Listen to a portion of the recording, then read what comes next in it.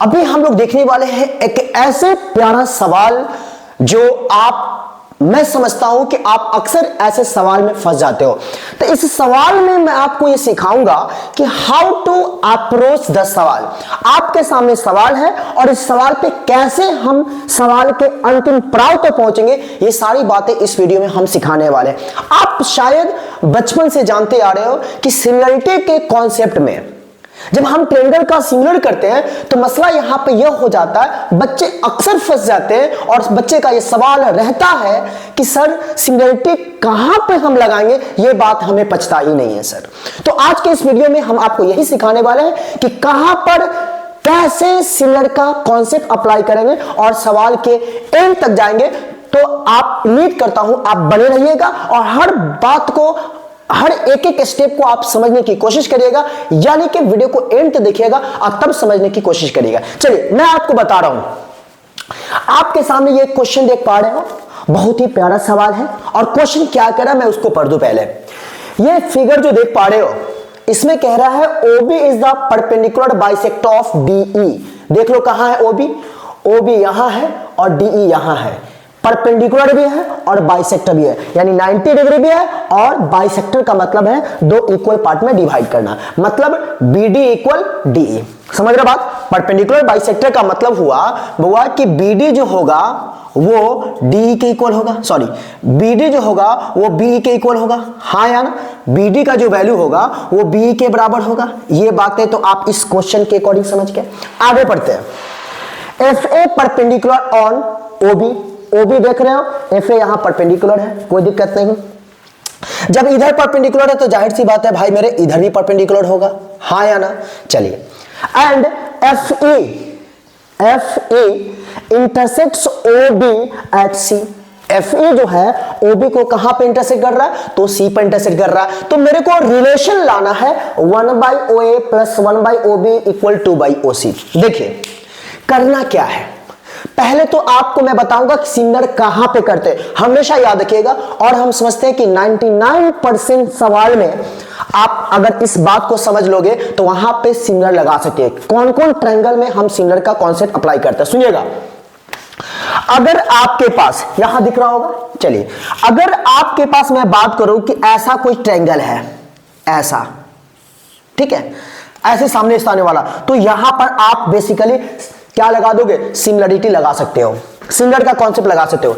ऐसा ट्रायंगल हो यानी ये ट्रायंगल और ये ट्रायंगल, उस केस में आप सिमिलर लगा सकते हो। दूसरा, अगर मैं आपसे बात करूं एक बड़ा ट्रायंगल है, राइट, और इसी के अंदर एक छोटा ट्रायंगल है, ये छोटा ट्रायंगल, एक बड़ा ट्रायंगल देख पा रहे हो ये, और इसके अंदर ये छोटा ट्रायंगल, यानी बड़ा ट्रायंगल और छोटा ट्रायंगल हो, यानी बड़ा ट्रायंगल में छोटा ट्रायंगल हो, उस केस में भी आप सिमिलर का कॉन्सेप्ट अप्लाई कर सकते हो। देखो दो बातें बताए, एक ऐसा और एक ऐसा, ऐसा जहां भी हो और आपसे साइड्स का रिलेशन डिमांड कर रहा हो, साइड समझ रहे हो ना, मान लो कि ये दिया, ये मालूम करना हो, या ये दिया हो, या ये दिया हो, या ये दिया हो, तो वहां पे क्या करोगे? सिमिलर अप्लाई करोगे। यहां देखो ऐसा ट्रायंगल देख रहे हो और फिर ये ट्रायंगल देख रहे हो, छोटा वाला, बड़ा वाला, छोटा वाला, बड़े वाले ट्रायंगल के अंदर छोटा ट्रायंगल हो, उस केस में सिमिलर करेंगे। क्यों करेंगे? अगर वहां पे साइड का रिलेशन दे रहा है। तो आइए इस सवाल में ऐसा ही कुछ कॉन्सेप्ट सीखेंगे और देखो कैसे सिमिलर कर रहे हैं। आप हमें बताओ OA है, 1/OA, 1/OB और 2/OC। आप जरा सोचो, क्या मैं यहां पर गॉड फॉर में क्या कह रहा हूं, यहां पर मैं ये ट्रायंगल देख पा रहे हो, OBD दिख रहा होगा, बड़ा ट्रायंगल। अब खुद सोचिए कौन ट्रायंगल लेंगे? OBD के साथ साथ OBD के साथ साथ कौन लेंगे? OAF। कहोगे सर क्यों? ये कौन से देखो ना, बड़ा ट्रायंगल और ये छोटा ट्रायंगल। कहोगे सर सिमिलर क्यों कर रहे हैं? सिमिलर इसलिए कर रहे हैं क्योंकि हमें रिलेशन चाहिए OA कहां है? आप देखो OA यहां है, यानी OA यहां है। इस बात से तो क्लियर हो गया कि आपको ट्रायंगल लेना होगा OAF, ठीक है। दूसरा हमें जो लेना होगा क्या? OBD। कहोगे क्यों? छोटा ट्रायंगल बड़ा ट्रायंगल, बड़ा ट्रायंगल में छोटा ट्रायंगल हो, वहां पे हम सिमिलरिटी का कॉन्सेप्ट अप्लाई करेंगे। चलिए तो मैं आपको बात करूं इन ट्रायंगल OAF, यहां लिख रहा हूं in triangle OAF and triangle कौन सा? OBD। आप देखो OAF और OBD कहां दिख रहा होगा, तो आप कहोगे सर ये तो दोनों में आ जाएगा, छोटे वाले ट्रायंगल में भी आएगा और बड़े वाले ट्रायंगल में भी आएगा। तो लिख दूंगा क्या, angle O equal angle O, क्यों,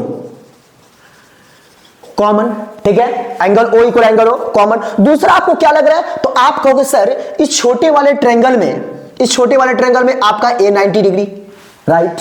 बड़े वाले ट्रायंगल में कौन, देख लो यहां B 90 डिग्री, ये ट्रायंगल है, बड़ा वाला ट्रायंगल है और ये छोटा वाला ट्रायंगल है। तो छोटे वाला ट्रायंगल और बड़ा वाला ट्रायंगल जो आप देख पा रहे हो, तो इसमें A 90 है, इसमें B 90 है, तो क्या लिखेंगे, एंगल OAF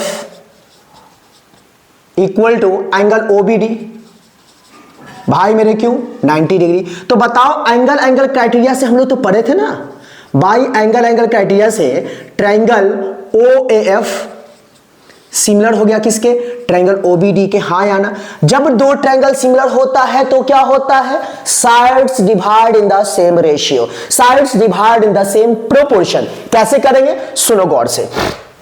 यहां पे मैं क्या लिख सकता हूं, AF बाई ये परपेंडिकुलर बाई ये परपेंडिकुलर, कौन, DB, पहले छोटा ट्रायंगल ले रहा है। अब बताओ OA, छोटा वाला ट्रायंगल छोटा बेस OA, तो बड़का बेस कौन हो जाएगा, OB। बच का गया, तो आप देख लो OF छोटका में, तो बड़का में कौन आया, आप देखो OD। हाँ या ना, लेकिन मैं आपको बताना चाहूंगा, सुनिए गौर से, यहां पर OA OB OC, OA OB और OC, यहां पे हाइपोटेनस का कोई रिश्ता नहीं है, तो आप मान के चलो कि इसको लिखने का जरूरत ही नहीं है। तो बच क्या गया, AF by DB that equals to OA by OB, कोई दिक्कत नहीं। हाँ या ना, समझ बता रही है। एक बात बताओ, यहां पे OB is the perpendicular bisector of क्या, तो आप कहोगे सर DE, और DE का मतलब हो गया BD का जो वैल्यू होगा वही BE का वैल्यू होगा, यानी इस DB को क्या मैं लिख सकता हूं, AF बाई DB को BE। अब कहोगे सर क्यों लिख रहे हैं, अभी मैं बता रहा हूं, OA बाई OB, ठीक है, इक्वेशन 1 मैं क्यों लिखा अभी मैं बता रहा हूं। पहले आ जाओ इस ट्रायंगल में, अब बताओ मुझे, यहां पे तो मैंने ट्रायंगल सिमिलर कर दिया, अब कौन ट्रायंगल लेके सिमिलर करेंगे। मैंने अभी बताया या तो ऐसा ऐसा हो या ऐसा ऐसा हो, तो उस केस में हम ट्रायंगल को करते हैं क्या, सिमिलर, राइट ना। तो अब बताओ कौन ट्रायंगल लेके सिमिलर कर दे, चलो सोचो सोचो। ऐसा देखो ना, सामने सामने सामने सामने, तो एक ये ट्रायंगल और एक ये ट्रायंगल, हाँ या ना, यानी इन ट्रायंगल CAF, यहां आ जा रहा हूं, in triangle CAF and triangle कौन सा, CAF एंड ट्रायंगल CBE, ये दो ट्रायंगल आप जो देख पा रहे हो, क्या मैं इसको सिमिलर नहीं करूंगा, कहोगे क्यों कर रहे सर, ये आपको आइडिया कैसा है, मैंने अभी कहा ना, साइड का रिलेशन चाहिए, और ट्रायंगल में ट्रायंगल हो तो सिमिलर, सामने सामने ट्रायंगल हो तो सिमिलर। आप देखो ना CAF और CBE सामने सामने है ना इस तरीके का, तो क्या करेंगे, सिमिलर का कॉन्सेप्ट अप्लाई करेंगे। कैसे करेंगे, गौर फरमाओ, यहां पे A 90 डिग्री, यहां पे B 90 डिग्री, यानी angle CAF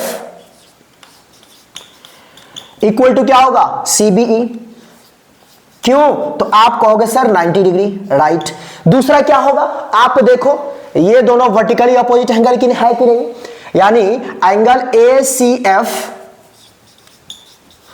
date equals to ACF that equals to क्या, CBE, सॉरी CBE कह रहा हूं, CBE कह रहा हूं, C क्या लिखा मैंने, ACF इक्वल BCE। क्यों, आप कहोगे सर वर्टिकली अपोजिट एंगल्स, ने बात समझे। यहां पर मैंने एक 90 लिया, A 90 डिग्री B 90 डिग्री, दूसरा हमने क्या लिया, वर्टिकली अपोजिट एंगल, यानी angle ACF that equals to angle BCE, vertically opposite angles. तो बताओ मुझे, यहां दिख रहा होगा, बाई एंगल सिमिलरिटी से हमारा ये दोनों ट्रायंगल क्या हुआ, सिमिलर हो गया। कौन ट्रायंगल सिमिलर हुआ, triangle CAF similar to triangle CBE, हाँ या ना। और जब दो ट्रायंगल सिमिलर हो जाता है तो क्या होता है, sides divide in the same ratio. क्या लिखूं खुद सोचो।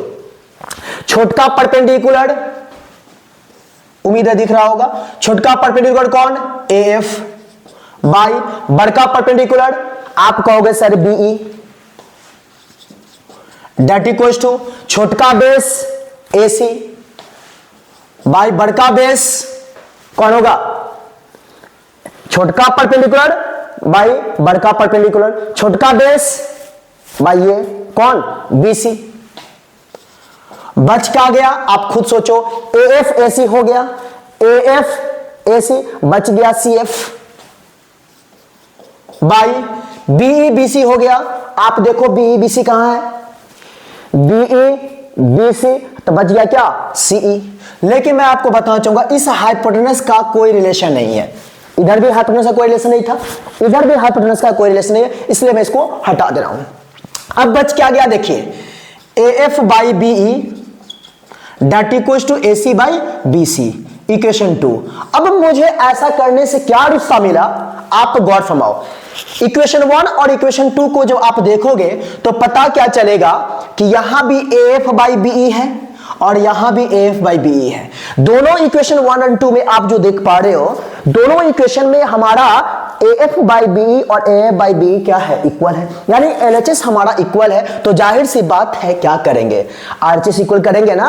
RHS कैसे इक्वल करेंगे, गौर फरमाओ।